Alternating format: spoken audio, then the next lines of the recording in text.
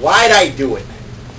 So I got in this bar fight on floor 44. Funny thing too, because I was only 18, you dig? Glasses flying, beer being fat, and chemical composition with herpes, and I'm dodging steel-toed boots and shivs. Trying to let fly a few haymakers before I head for the door of the little guy that don't take no shit. When, as if captured by Vonnegut, Van Gogh's ear streaks across my retina, and I'm sure I see Timothy Leary sitting next to one of those bikers with a braided beard, drinking and O'Doul's and smiling at me, with his two front teeth opening and closing like garage doors, and the room suddenly blue, yellow, red, and this is just the primary story, right into the bones. And I look up, and Esteban sitting in the Raptors, picking his guitar with Nicholas Shea wearing his Zorro hat, and they're singing John Mayer songs and eating Jose L.A. burritos, and I stop literally on a dime. And this guy begins talking to me, saying the most vile shit my elegant head has ever laid ear on, but I can barely hear because Van Gogh's screaming in my other ear, and I'm like, take it easy. I didn't do it, you stupid bitch. And John Wayne's body pulls the wax from his pubis and says, yeah, you sick fuck, you did it to yourself. Then he gets hammered by Ken Kesey, who, by the way, the scrappy little psycho, drunk on electric Kool-Aid. Ah, those merry pranksters. And I'm thinking to myself, you're losing it. Immediately also a basket carrying bits of brain, and I turn to see the bitch that's not in it all, Marla Singer, and she's asking me,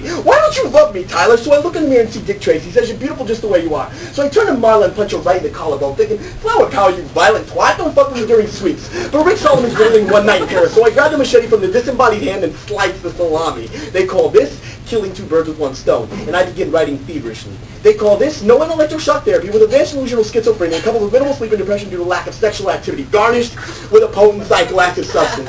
And the Spurs just got their rings. So I grab my glass and raise it to the heavens, to the neon open sign that now reads simply, oh, like omnipresent, or the second fourth letter in sodomy, and I'm like, oh my, you're losing it. Then somebody yells 5-0 when the anthill just further toward entropy. Everyone won that one last sucker punch before heading for their hogs, mopeds, lawnmowers, scooters, and starships, and I'm like, what are you doing here, Condoleezza? And she says, I'm with him, and I look over and Cole and pals give me the bat wing. They call this social progress, but the gay guy in the corner is just in drag with breast implants just so he can play the skin flu ridicule-free. I call this a tabloid review of a societal confrontation on drugs. And the moral is obvious that bars are hookup zones for the horny. Stay away, read Les Vonnegut, exchange Van Gogh for Pollock. Don't beat your wife with me, Kesey, in an alley. Just read Tom Wolfe and have a glass of wine. Remember that while Tyler Durden is both Edward Norton and Brad Pitt, he's not you, so punching Marlo was okay, but listening to Dick Tracy was not, because the guy don't like walnuts. Flower power's cliche and Rick Solomon ain't worth your time. Let him die of gonorrhea with Ray Finkel and rotten Paris. But remember the fire and embers. The civil rights movement's not Ghani.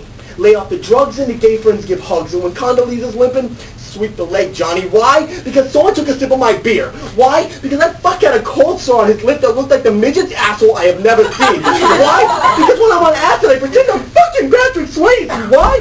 Because nobody puts baby in the corner.